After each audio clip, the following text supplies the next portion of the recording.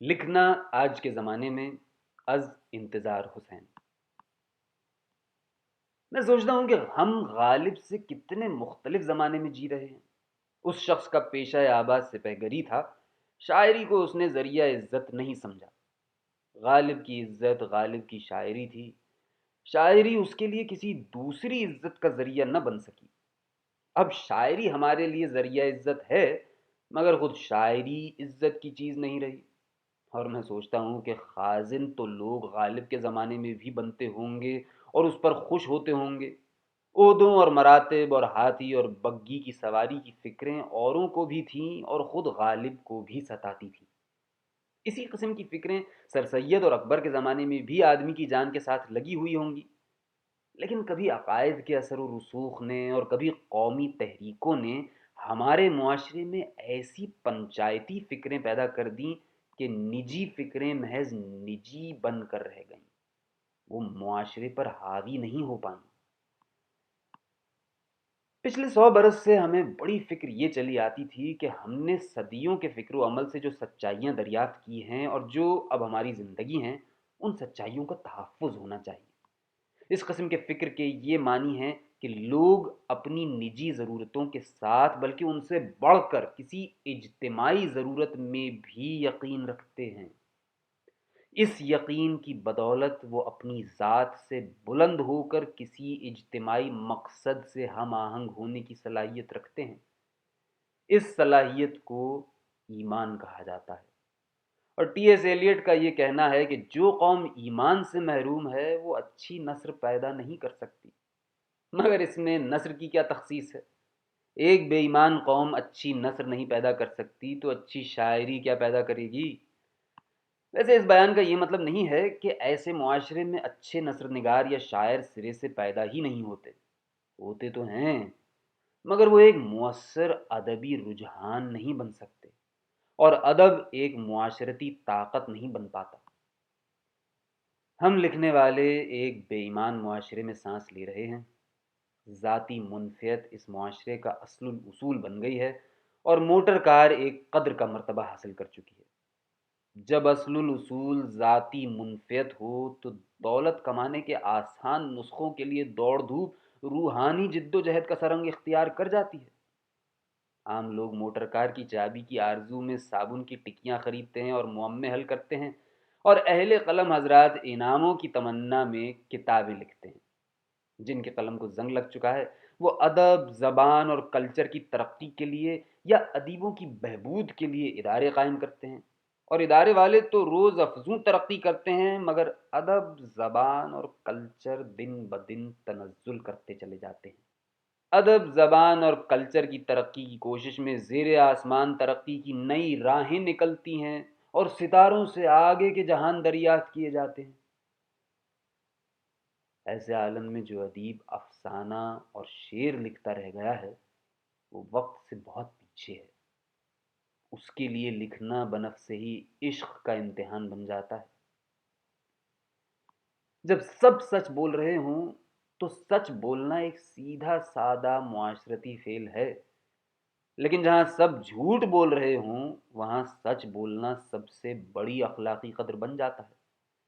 اسے مسلمانوں کی زبان میں شہادت کہتے ہیں، اور شہادت اسلامی روایت میں ایک بنیادی اور مطلق قدر کا مرتبہ رکھتی ہے۔ جب ایک معاشرہ تخلیق کے فریضے کو فریضہ سمجھنا ترک کر دے اور اسے ترقی کا ذریعہ سمجھے تو جو شخص اس فریضے کو ادا کرنے کی ذمہ داری اپنے سر لیتا ہے وہ گویا شہادت پیش کرتا ہے۔ لفظ خود ایک شہادت ہے۔ جس انسان نے پہلی مرتبہ لفظ بولا تھا اس نے تخلیق کی تھی، پھر یہ تخلیق فعل و عمل میں شیر و شکر ہو گئی اور زبان ایک معاشرتی فعل بن گئی۔ ادب معاشرتی عمل میں پیوست تخلیقی جوہر کی تلاش ہے۔ صدیوں کے قول و عمل، دکھ درد اور خارجی و داخلی مہمات کے وسیلے سے جو سچائیاں دریافت کی جاتی ہیں اور بعد میں اقدار کہلاتی ہیں، ان کی کار فرمائی سے معاشرتی عمل تخلیقی عمل بن جاتا ہے۔ جب تک ایک معاشرہ ان اقدار میں ایمان رکھتا ہے اور ان کی بدولت تخلیقی طور پر فعال رہتا ہے، اس کا اس تخلیقی عمل کی تلاش پر بھی ایمان رہتا ہے۔ یعنی ادب بنفس ہی اس کے لیے ایک قدر کا، ایک عظیم سچائی کا مرتبہ رکھتا ہے۔ شاید اسی لیے میر و غالب اپنے اپنے زمانے میں ہماری قدروں کے امین بھی تھے، اور خود اپنی اپنی جگہ بھی ایک قدر کا مرتبہ رکھتے تھے۔ ان کی عظمت میں کچھ ان کے تخلیقی جوہر کا حصہ ہے، اور کچھ اس معاشرے کے تخلیقی جوہر کا جس میں وہ پیدا ہوئے تھے۔ بڑا ادیب فرد کے تخلیقی جوہر اور معاشرے کے تخلیقی جوہر کے وصال کا حاصل ہوتا ہے۔ بڑا ادیب ہمارے عہد میں پیدا نہیں ہو سکتا، اس لیے کہ یہ عہد اپنا تخلیقی جوہر کھو بیٹھا ہے، اور ان اقدار پر اس کا ایمان برقرار نہیں ہے جو اس کی تاریخ کا حاصل ہے۔ اسے اپنے تخلیقی جوہر کی تلاش میں بھی کوئی معنی نظر نہیں آتے۔ سمن بکمن عمیٌ فہم لا یرجعون۔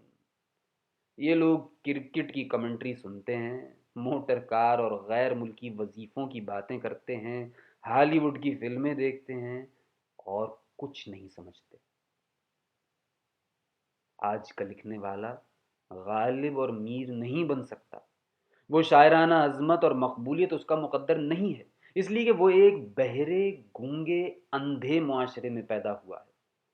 مگر وہ غالب اور میر سے زیادہ اہم فریضہ انجام دے رہا ہے، اس لیے کہ وقت نے اسے ایسی قدر کا امین بنا دیا ہے جو اس کی تاریخ کی سب سے اہم قدر ہے۔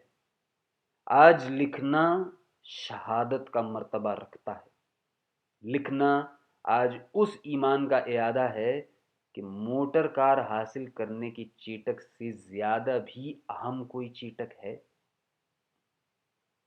شعر اور افسانہ بے شک معاشرتی سطح پر معنی کھو بیٹھے، اس کے باوجود ایک سنجیدہ بلکہ مقدس مشغلہ ہیں۔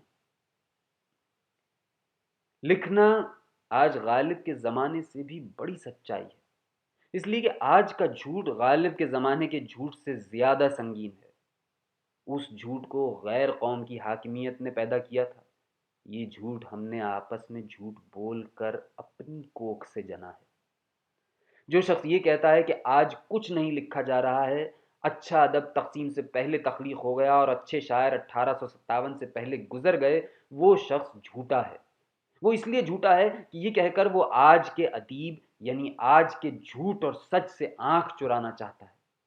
نقاد اور پروفیسر اور تہذیبی اداروں کے سربراہ جھوٹ بولتے رہیں، لیکن اگر کوئی ایسی سبھا ہے جہاں جیتے جاگتے ادیب بیٹھتے ہیں تو اس کا درد سر اولاً آج کا ادب ہونا چاہیے۔